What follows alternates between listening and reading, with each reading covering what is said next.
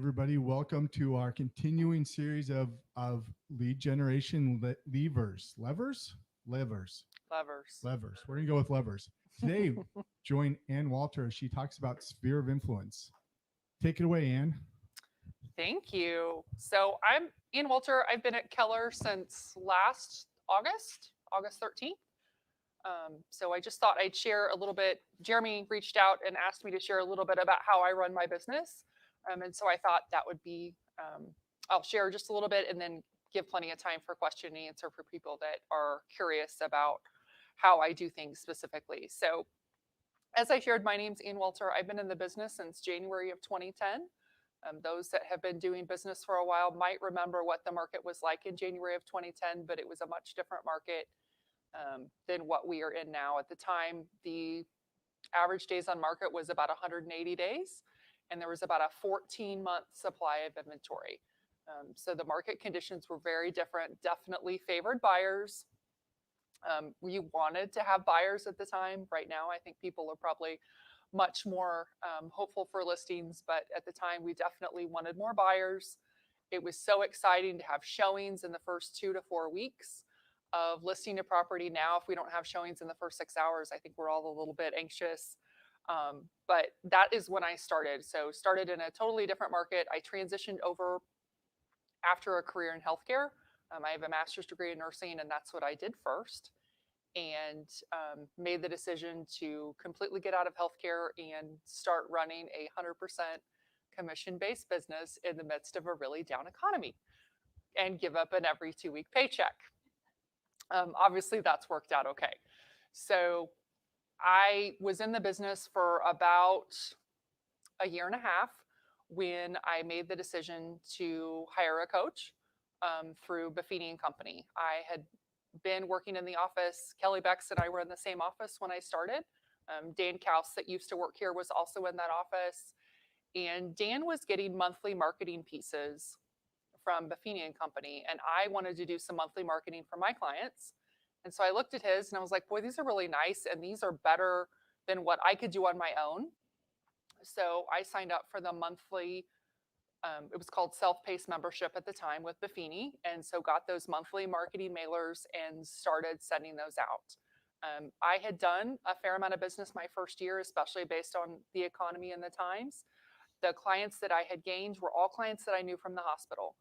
All people that I had worked with in the hospital. They knew that they could trust me. They knew that it wasn't going to be working with someone that was, trying to take their money or anything like that. So they knew that they could trust me. And I thought, boy, this is a really great way to run a business. So when I signed up for that self-paced coaching membership through Buffini and Company, I thought that I was getting marketing. What I learned pretty quickly was I was about to get a lot more than just the marketing pieces that I was paying for. That system has helped me learn how to build an entire business based on my sphere of influence, which is why I'm here today. My business is 100% referral. I don't do any online leads. I don't do any cold calling, door knocking, expired, FSBO, any of those techniques that I know that many others have been successful with. Those just haven't ever been a fit for me. So I focused on building my entire business by referral. And so that's been great. So what that means is that every single one of my clients comes to me through a connection from somebody else. Either they're a close client, a connection of a friend, a connection of a family member, a connection of a coworker, a colleague, a neighbor. Everyone that comes to me through someone else. The biggest benefit that I see in working that way is that they come to you with a basic level of trust. As we know, realtors don't have the best reputation. People think that there are a few bad apples who've given many of us a bad name. And so people in general probably aren't as trustworthy of realtors as we would like. And so the nice thing about working by referral is that when those people come to me, they're coming to me through somebody else, and they know on a basic level that they can trust me. It doesn't mean that they're 100% in from day one, but it does mean that they feel a little more comfortable and a little more available in terms of being open and honest about what their needs and what their goals are. And so, my entire business has been built on taking care of those kinds of clients. Now, it doesn't mean that I don't get, sign calls or online leads or any of those things. It's just my conversion ratio on those isn't great, probably because I've never really practiced with that a lot. I'm much better at building a relationship over the long term than I am at doing the super quick follow up that's necessary to try and convert one of those online leads. For me, it's much more important to set the boundaries in the relationship and set the expectations for all parties involved in doing that up front. And that's hard to do when someone is calling off Zillow or some kind of online lead source, that's just looking for quick information and doesn't necessarily see the benefit in building a relationship with an agent long term. So I just haven't chosen to build my business that way. That being said, I can still tell you one of my online leads from about 10 years ago has been an incredible referral source for me. She was truly a lead that came in when I was working at Coldwell Banker, which is so funny that I converted that and turned them into a buyer. And it's also turned into probably 5 additional deals. So it's proof that it can be done. It's just she was able to fit into my system really very well. So I started running my business by referral.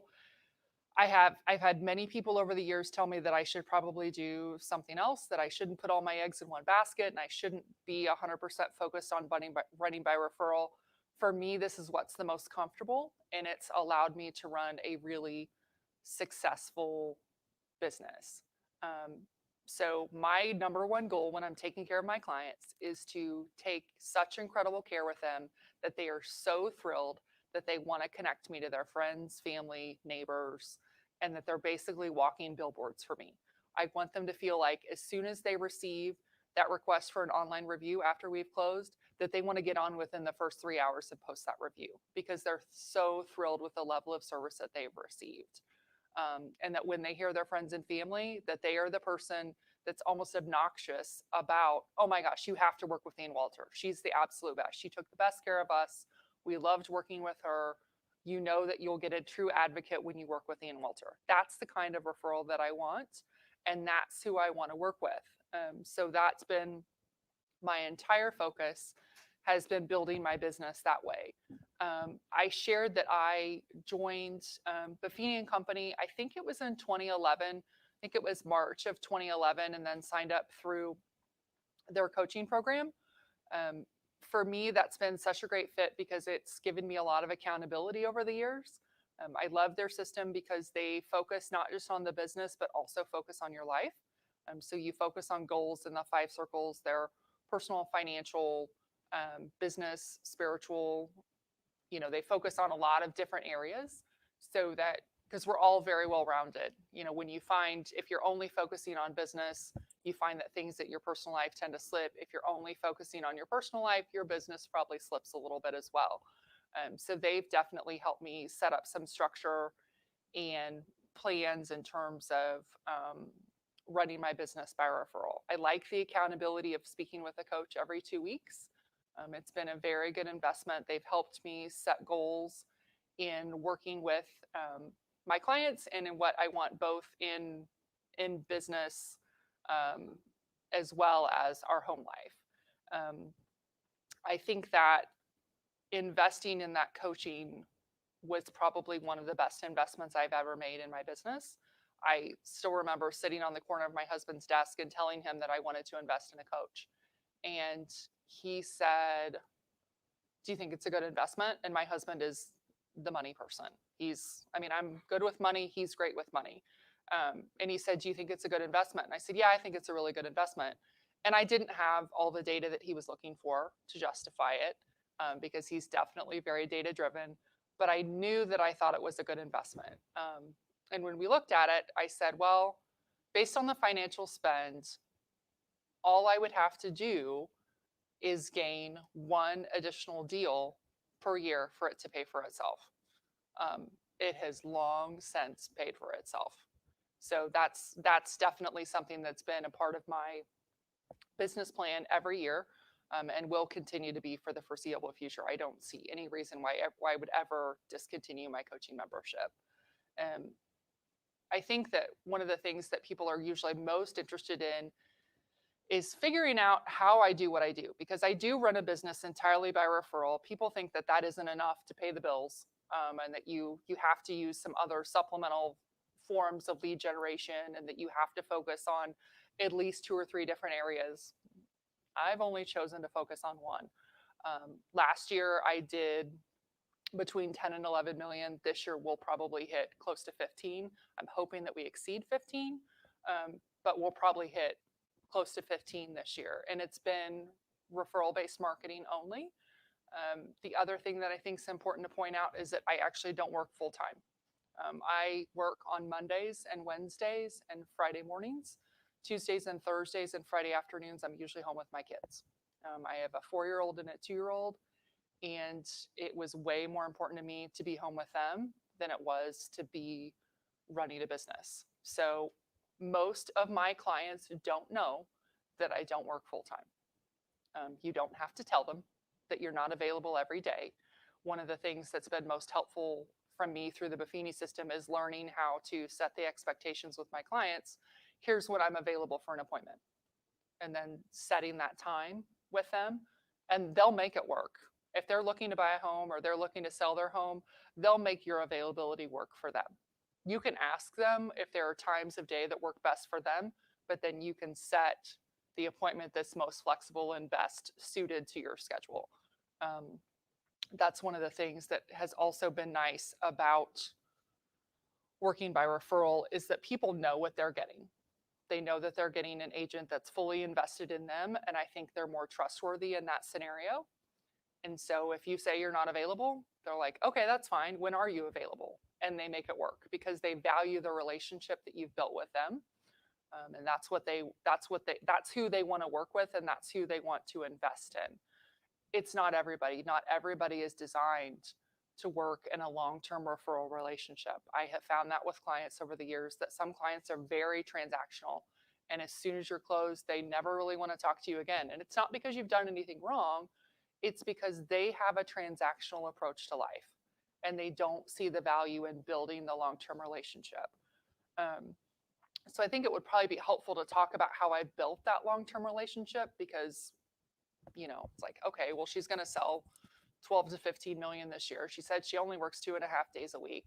I'm just curious, like, how in the heck has she built this business that is affording that kind of volume? And the way I've done it is just the very strategic marketing plan that Buffini outlined. And then I tweaked it for me. So everybody that's an A+ or an A gets mail in their mailbox every month.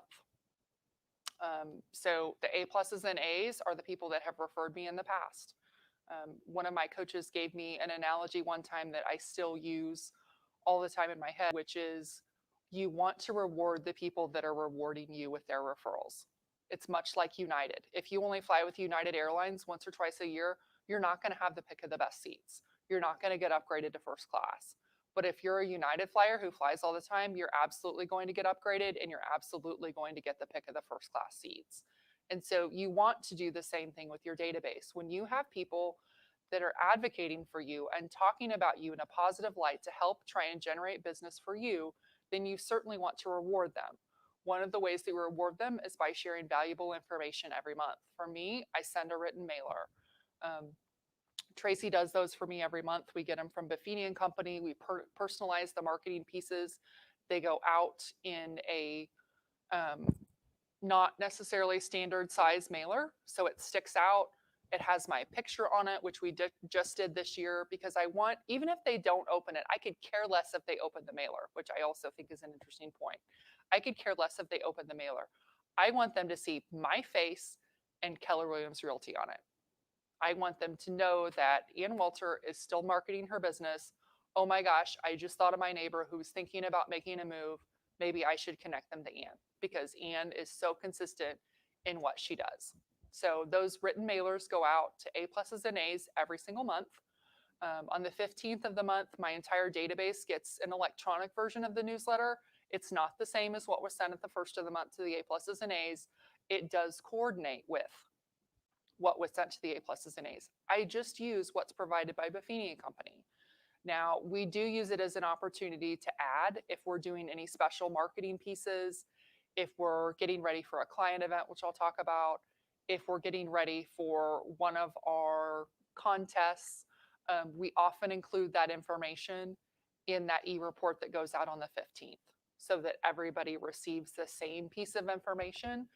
And so, we've often heard about the 33-point touch plan for a year. That's definitely something that's happening because with that, for the A pluses and A's with the written mailer and the emailer that goes out, there's 24 touches every year, no matter what. So those pieces go out. And then I also do pop buys and client events. I do about 4 client events a year. My client events are my favorite. I have been doing pop buys for years, but I'll be honest and say that I would much rather do a client event than do loads and loads of pop buys, or I'd much rather do a reverse pop buy style of event. So normally in a non-pandemic year, I do 4 client events, and I do 2 large client events, and I do 2 smaller client events. The guest lists are set. They're not often open to everybody. It's usually based on how you've referred me, or if it's something where I'm trying to grow a referral base. We just completed our most recent client event a couple of weeks ago. We did an ice cream party. That was an event that I started a couple of years ago, and we did it outside at Leawood City Park, and we rented an ice cream truck, and people came, and I bought ice cream for everybody. There was not like, you only get 1 scoop, eat whatever you want. I'm lucky that my people tend to be pretty, they're not getting 6 scoops of ice cream per person. So I pay for the ice cream truck, and then we were right next to a park. So families with kids were able to go play in the park. And then we had raffle baskets. And we also had a balloon artist. People thought that was really fun. That was a new addition by Tracy this year. So we added the balloon artist and then had raffle baskets, which people like free stuff, obviously. So the raffle baskets are sponsored. That's definitely something that Tracy helps me work on, is securing those sponsorships. Talking to vendors, people like the title companies, lenders, inspectors, roofers, people that you are referring on a regular basis. It's easy for them, if they want to run a really good business, it's easy for them to agree to a $50, $100, $250 sponsorship to help get their name promoted at this event where there's going to be, we probably had 125 people at our ice cream event, which is over a period of 2 hours. So we did it at 4:30 to 6:30 in the afternoon. I think when it comes to client events, I think it's easy for people to overthink it, and think, oh gosh, well, what is the absolute best time for me to do it? It actually doesn't matter. Do what you think will be a good time. There are going to be people that aren't going to make it. The value is in you calling them and asking them to attend the event, inviting them, sending out a reminder, connecting with them. And if there's somebody that's not able to attend the event, but they've been kind enough to RSVP that they won't attend, that's a great reason to follow up with them, connect with them on the phone, or set up a coffee or lunch with that person, because you haven't connected with them in a while. And they've gone to the courtesy, which it's totally a courtesy, of letting you know that they will not be able to attend your event. So those events, it just kind of depends on what the event is, what we spend. But our events are anywhere between, $5 to $20 a head is what we end up spending on an event. Which, when you sign the check for whatever it is that you've spent, sometimes it's kind of like, oh, that felt expensive.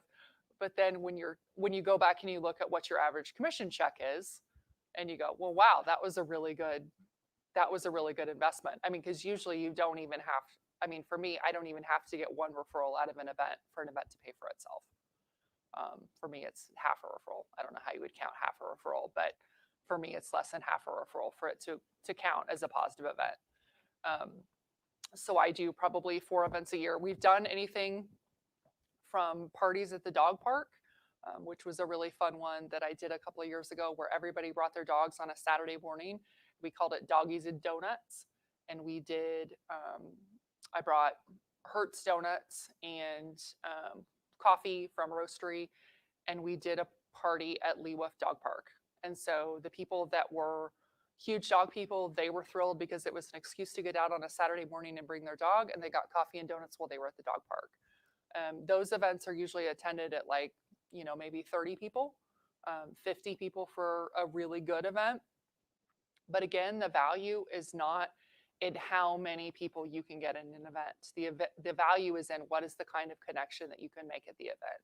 So again, I was connecting with people about something that was important to them. Dog people really care about their dogs. And so if you give them an opportunity, that event wasn't for everyone either. Sometimes people say, oh gosh, well but I've got 37 cat people in my database. Well, great. Drop off catnip for those people. I mean, you don't have to have an event for every person in your database, and just know that everything you do might not necessarily be appealing to everyone, and that's okay. One of the things that Tracy and I learned in the last year is that with the pandemic, we still had client events.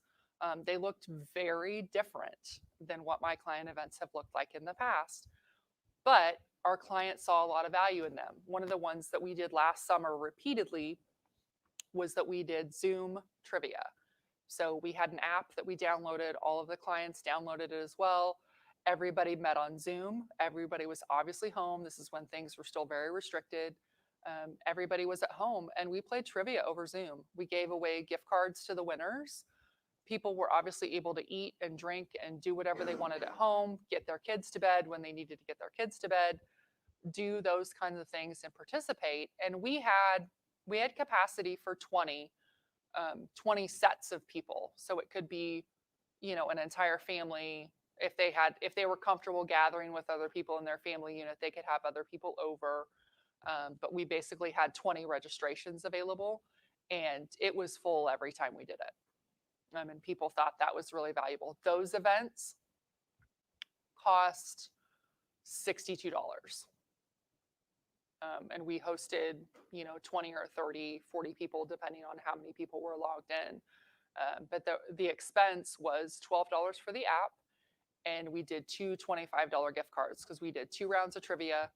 And so if you were the winner of round 1, you got a $25 gift card to wherever we had selected. And if you were the winner of round 2, you got a $25 gift card to wherever we had selected. So we found that there was a lot of value in doing client events in that way, and people appreciated the connection. I thought it was interesting at our most recent in-person client event, which it was our first major in-person event since the pandemic, that I had a client come up to me that had participated in trivia, and he said, hey, when are we doing trivia? I was like, okay, guess you like that one. So it was a good reminder that it doesn't always have to be big and flashy, because I'm sure that we've all seen some client events that other people have hosted, and some people have $20,000 budgets for their client events. It's also because they're doing 10 million a month. But that doesn't mean that's what you have to do. You can still do a client event in a small way and be impactful, because the most important part of the client event is the relationship. So that's how, that's a lot of the way that I've built my relationships, is through those client events. I make calls every week to my database and call and connect with them. It's not calling to say, oh my gosh, do you know anybody that wants to sell? We really need inventory. I don't make those calls. Those calls aren't authentic. Those calls are not how somebody will answer my call. So I call and connect with people. One of my best tricks for calling and connecting with people is I have a list that I get from my referral maker. I use Buffini & Company CRM referral maker. I have a list of people that I'm supposed to connect with every week. And one of my main tricks is that I hop on Facebook if they have a Facebook account and see what they've been up to, and call them and say, hey, how was your trip? I mean, we just got back from a trip to Colorado. It's a trip. It's not a vacation. We took our children. And you get back, you call them and you say, oh my gosh, I just saw that you took your kids to the zoo in Colorado. How was it? And call and connect with them about whatever is important to them. And in the midst, your business is absolutely going to come up. You're not going to talk to a realtor without asking how the market is, and say, how's your business? How are you doing? What's going on? What are you seeing in the market? So that's a question that comes up naturally. So each week I have a prescribed number of calls that I make. It's not as many as you might think. One of the things that I love about the Buffini & Company referral maker system is that it's helped me get really efficient in figuring out how many connections I need to make to get a referral, how many referrals it takes to close. Like I'm 2 to 1. So for every 2 referrals that I receive, I get 1 closing, which is the highest the ratio could be because you're never going to be 1 to 1. And then I know that right now it takes me 17 connections to earn a referral. So when you think about 17 connections, that's really not that many. I mean, I know there's people that make hundreds of cold dials, per week. For me, my goal is to earn at least 1 referral a week. And so on average, I need to make 17 connections per week. And that's face to face and voice to voice. That can be leaving a voicemail, that can be sending a video, that can be connecting in person with people. The other part of the Buffini system that I have been a huge adopter of, and it's because it's been part of who I am since forever, is that I am big on sending personal mail. I send a lot of personal notes. I have an entire stationery cabinet at home. I do not, there are a lot of different ways to send a personal note. I don't think it really matters what's on the stationery. I think it matters what's written in the note.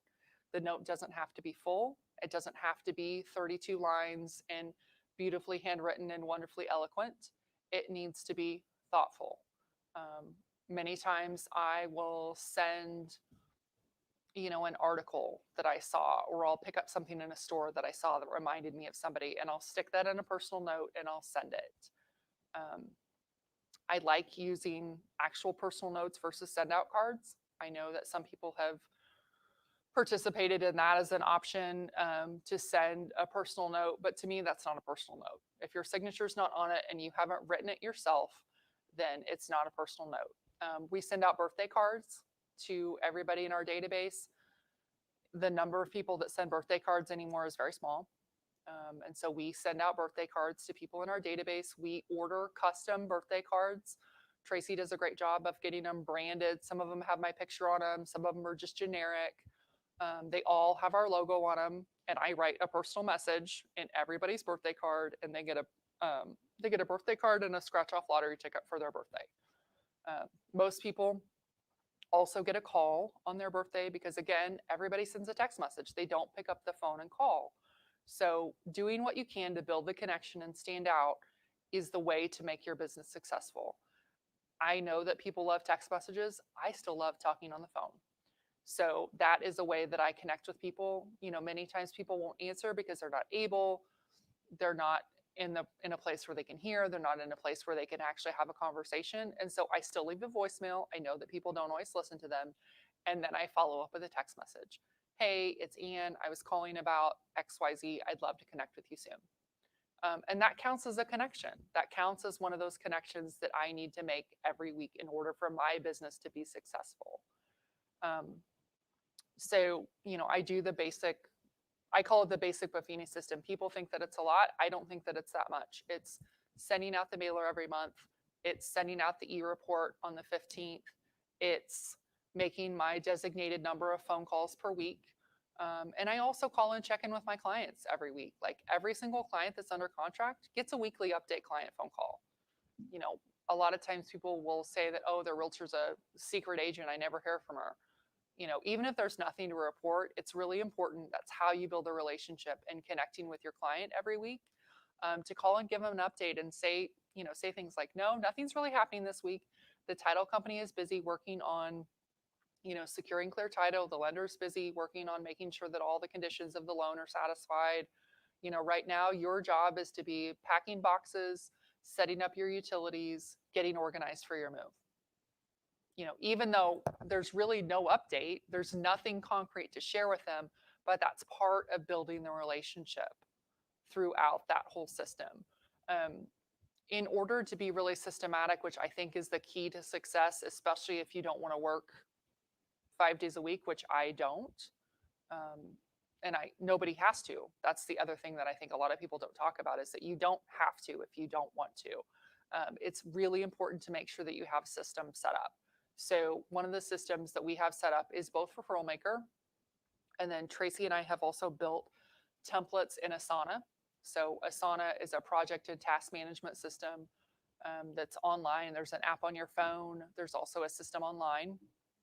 And it's great. So every client has their own project. Every client has their own, set of steps. They're all the same. It's a formula. I'm very formulaic.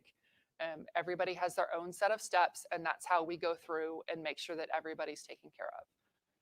And the reason that I talk about that, and the reason that I talk about the importance of being very formulaic in your approach, is that that's how you build trust with your clients, is them knowing that they can depend on you, them knowing that you're going to be available, them knowing that you're always available to answer a question. And when you're always available to do those things and you're always available to take care of their needs, then they know that when they refer you to somebody else, that that person is going to say, gosh, Jeremy, thanks. Like, thanks for connecting me with Anne. Like, this is a really stressful process, but she's really great about keeping me updated. Because nobody wants to refer somebody and then get a complaint. Like, nobody wants to hear, oh my gosh, I went to so and so restaurant and it was terrible. Like, the service was terrible, the food was terrible. That's not what you want to hear when you've had an experience with someplace. You want to hear, oh my gosh, Jeremy, thanks. That place is going to be part of our rotation now. Like, we loved it there. You want them to say the same thing about you. So I think in terms of building a referral-based business, it's absolutely possible to start from zero and build a really successful business. It doesn't happen overnight. It's that whole line about being a 10-year overnight success. People think that it takes, that you can do it in 30 or 60 or 90 days. And you'll see results in 30, 60, or 90 days. I mean, I know for me that the way that my system works is that when I've done a big push of lead generation, I'll usually see the results in 60 to 90 days. So we had a client event on June 10th. I expect that I'll be pretty darn busy in September based on, and it's not anything because I got a million referrals at that event or a million people said, oh my gosh, I'm going to connect you to so-and-so at that event. But it's making those connections and me working the system long enough and me knowing my business well enough to know that within 60 to 90 days, I see the results of a massive lead gen effort. And that's one of the beauties of using a system. The Buffini system is what's worked for me. Their CRM is what's worked for me. I know that you can do some pretty incredible things in Command. I'll be honest and say that I haven't learned the system that well because what I have is working. And I don't want to spend the capacity to learn a new system right now because what I have is working for me. So if you need help building a system and you're curious about it, talk to me about it. I love to help people build systems and figure out a way that works for them because I think that, many times when we talk about running this business, people automatically assume that realtors work all the time and people automatically assume that they have to work all the time. And that's not true. One of the best parts about this business is that you can work as much or as little as you want to, and your results can be tied to how much or how hard you work in terms of putting in concentrated effort. I mean, I often tell the story of when my dad first moved to Kansas City, he got diagnosed with cancer about 3 months later. I'm an only child. My mom died, it'll be 12 years ago next week. And so my dad didn't have anybody to take care of him. His daughter, who is an ex-nurse, is the only person to take care of him. And so, I basically put things on hold and I went and took care of my dad while he was sick. But here's the thing, I didn't completely put things on hold. I did my 2 hours of lead generation every single day like it was my job because it was. And I built relationships in where he was getting cancer treatment. I mean, one of his chemo nurses is one of my clients. I built that relationship with my dad in the chemo chair. And so that's what I will tell you about referrals is that you can build a referral relationship anywhere. Maybe it's your favorite barista at Martin City Coffee. Maybe it's the person that waits on you at Coach's when you're in there every Friday night for happy hour with your husband and your neighbor. Maybe it's the person that mows your lawn. Maybe it's the person that lives next to you that wouldn't ever use you for business because they don't want you in your finances, but they would refer you because they see how hard you work and they hear how you talk about your business and they hear how you talk about your clients and how you advocate. Or maybe it's because they hear you talking on the phone, walking around your cul-de-sac, like in my neighborhood. You just think about where you have an opportunity to build a referral relationship, and the answer is that it's anywhere. And it doesn't mean that you're going to automatically add people to your database and spam them. It doesn't mean that at all.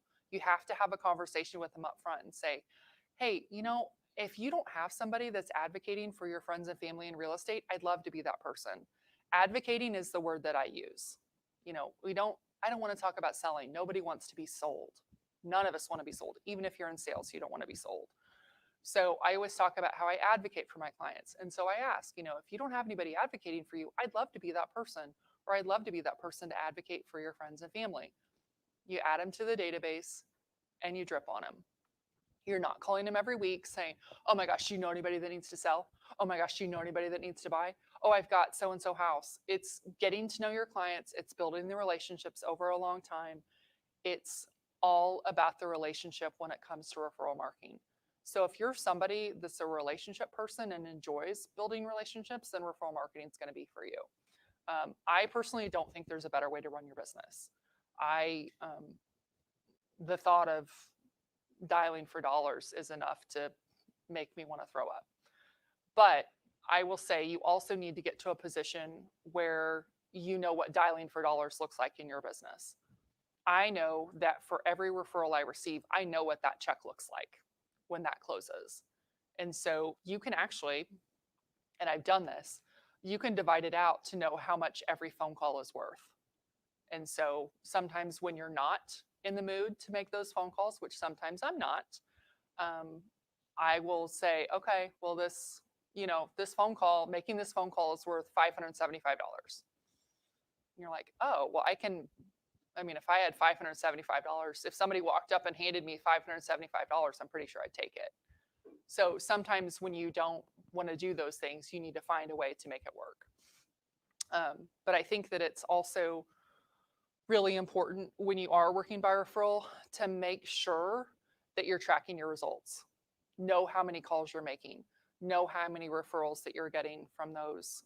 Make sure you're tracking your referrals so that you know what the formula looks like for you every week so that you can run a really successful business. And you can figure out what that looks like for you. Maybe that means you're working Monday through Thursday because you want to go to the lake every weekend. And you find a solution to help you on the weekends. There's plenty of new agents around here. One of the reasons that I moved here from Remax, which is where I had been previously, I loved working at Remax. It was a really great fit. I loved the brand. I loved that because it was expensive. They had the agents that worked there had to be selling because you couldn't afford to be there if you didn't sell. But the limiting factor in that was that there weren't as many people that were hungry to make extra money to help when you needed a pinch hit. I function as a solo agent. I have a full-time assistant with Tracy, but sometimes we need somebody else to help show or open a door, meet a sewer inspector, do those kinds of things. And that's one of the reasons why I moved to Keller, was that I knew if I moved over here, I would have access to people that wanted to learn, wanted to help, and were committed to all working together. And so I thought, well, that'll be a good fit. And so for those people that are thinking about, well, gosh, I want to build this referral business, and man, I don't want to work, 60 hours a week. I'm currently working 60 hours a week. You can find a way to transition your business. It's not going to happen overnight, but you can find a way to transition your business to a way that allows you to work by referral. And the best place to start is just to focus on taking the best care of the clients you have so that they will refer you when the opportunity presents itself. One of Brian Buffini's business partners is Joe Nigo. And Joe was like the listing king of the South Side of Chicago. And Joe had a metric set up in his business that during every transaction, he wanted to get at least 2 referrals from the client. That's a pretty lofty goal. But if you think about it, if you're doing 20 deals a year, that would be 40 referrals. That runs a really good business. And if you convert 20 of those, take whatever your average paycheck is, and that's probably a 6-figure income. So it's definitely possible. So, okay, I have talked for 40 minutes. I bet there might be a few questions. So I'm ready for questions when you are. Oh boy. Not really a question, Ann, but I think it would be good to you spoke about your A's and A pluses and how many times you touch them, but talk about rewarding behavior that you want to see, even if it doesn't Good get point. the I thought job. about that, and I'm glad you brought it up. So one of the things that I think is interesting is that there are a lot of different ways to reward behavior. I reward anybody that refers me. And it doesn't mean that the deal has to close. I reward the behavior. If you have advocated to me, about me to someone else, I want to reward that behavior. And it doesn't matter what the price range is. It doesn't matter if it's a $700 or $200,000 deal. I want to reward the behavior. And so we have a system set up that we try to reward pretty quickly because we want people to know that they're appreciated. They don't expect anything. No one really expects anything, but it's definitely something where we want to reward the behavior. If the people do sign up to be clients, one of the things that I do is I call and update the referrer throughout the transaction. And I don't give any details. I don't say, well, Jeremy just spent, so and so on a house. I call and say, oh my gosh, Jake and Lauren are so excited they're under contract on a home. Oh, I just wanted to let you know, Jake and Lauren are closing next week. We're so excited for them. They're very generic updates, but again, it's calling and reminding the referrer, oh my gosh, you referred me. I'm taking great care of these people. I want you to know that they're really happy and they're really excited. Or, oh, hey, by the way, this is a great excuse for you to call your friend because they're closing on their new house next week. For me, it's always, always, always, always been about the connection. And that's how, yeah, Tracy can tell you about the things that I remember about people. But for me, it's always been about the connection. And that's the key to being successful in a referral-based business. Is this on? Is Kylie in here? No, Kyle's not in here. Okay. He left. Okay. He left us. He's out in the hall. Good. So it's interesting, with the saying that success leaves clue.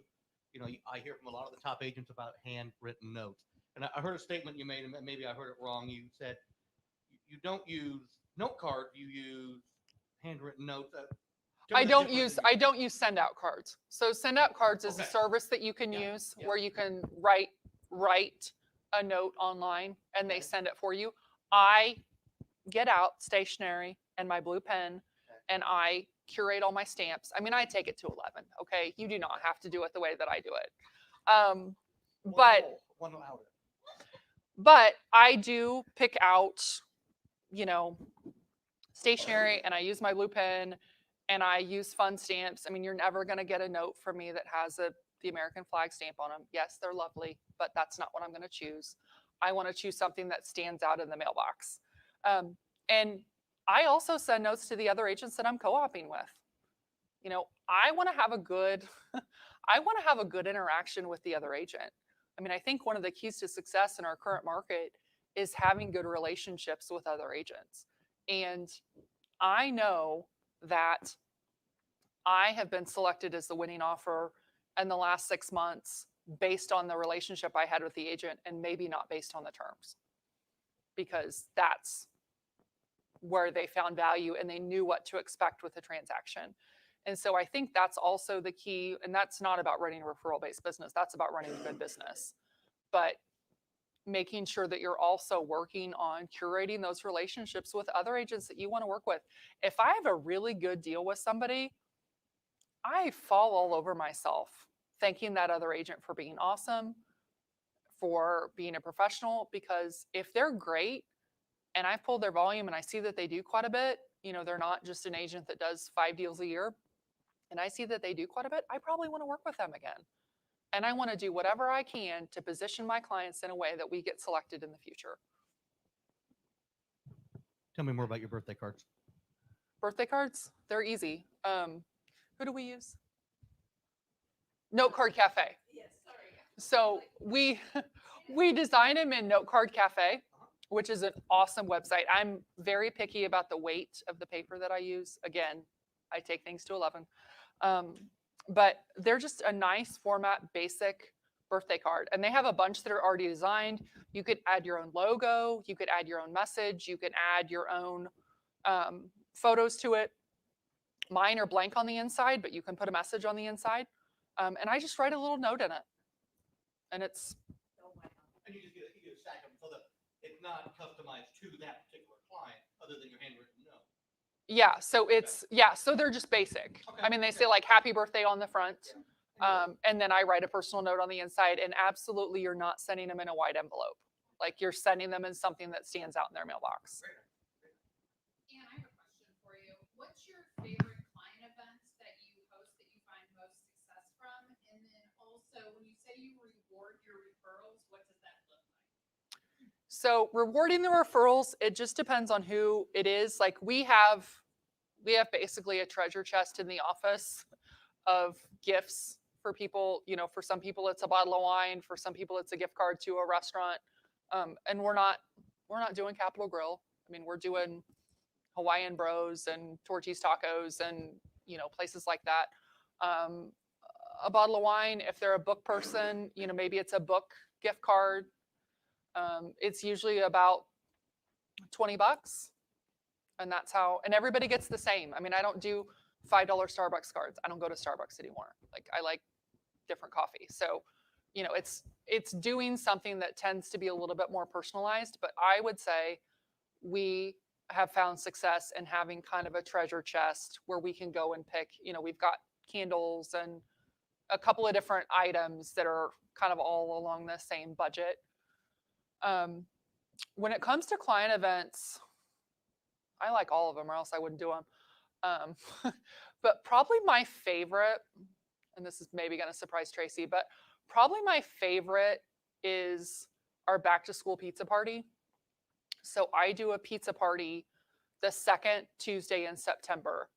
School has gotten started again and moms are already tapped. And so we do a pizza buffet at a local pizza place on a Tuesday night. That I tend to pick a night that's not as busy for the restaurant so that they can focus their attention on us. And it's come and go. I mean, people can come, have pizza, salad, drink beer, whatever they want to do. Some people stay for 20 minutes. Some people stay for 2 hours.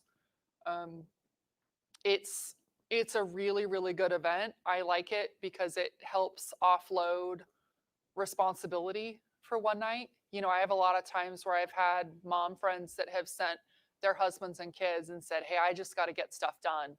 But, you know, Carl's bringing the kids and they're going to have dinner. And I will say, great, I'll send home a box for you.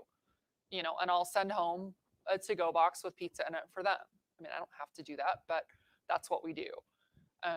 And that, you know, it's back to school, but you don't have to have kids to come to my event. I mean, it's definitely something that we like to do that involves everybody. And who doesn't?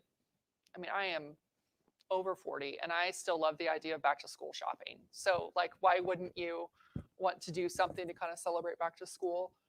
The other event that I can't not mention is one that you're probably thinking of is I do the pie and gratitude event every year at Thanksgiving. There are a million different ways to do that event. I will tell you that I know other agents and other lenders that do the event and they invite a lot of people. The only way that you get on my list for that event, because it's expensive, the only way that you get on that list is that you are a closed client that year or you have referred me that year. If you closed last year and you didn't refer me this year, you're not getting invited this year. And I definitely curate the list. You know, it's a come and go event. I used to do catered appetizers. Now I make all the desserts myself and it's just desserts and wine. I love to bake, so it's kind of twofold on that event for me. But we just do desserts and wine and drinks and people come by and pick up their pie. There's always a photographer. That's the other thing that I recommend when you're doing a client event is find a photographer to come and shoot your event. You might think that it's not worth it, you know, to spend $200 to get a photographer, but it is because you can use those photos for marketing. They're a great follow-up. If you've gotten great photos with a client, it's a great follow-up to send those to a client after the fact because nobody prints pictures anymore. So if you go to the work of printing them and following up, that's a great follow-up to an event. One thing that you had this past year Mhm. So can you talk a little bit about that and how many showed up? How many new people you got introduced to last month? Yeah, so this was all Tracy's idea, and it was a real good one. But she said, we should do a drawing for people that bring somebody to an event as a guest. So we did it last month at our ice cream social, and we had 4 different sets of people that were there that were a guest. One, which I think is a really cool story, one set of 3 people that was there. So there were 4 sets of people. One of those sets was somebody that her friend has moved out of state and had seen that we were having the event, and I had put in there, hey, if you send bring a friend, you'll be entered into a drawing for a so and so gift card. And so she is in Iowa, and she sent her friends who were here to the event, which is great. The other piece that I haven't mentioned at all, but I know it is key to our success in the last couple of years, is that making sure that you have a presence on social media and making sure that you're using your social media piece to help build relationships. So Tracy does our social media, we plan it together, she executes it. What I will tell you is it's not just listed, just sold, just price reduction. It's not any of that. That stuff is sprinkled in.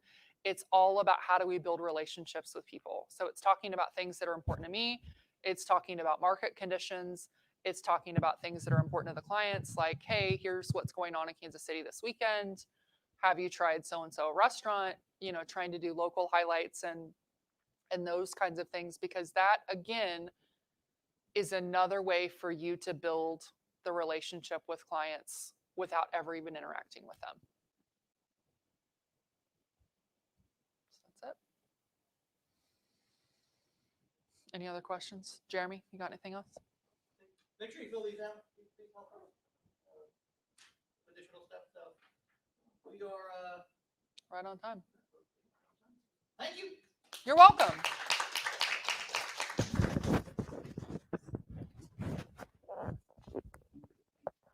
Yes. Somebody want to go tell Kyle that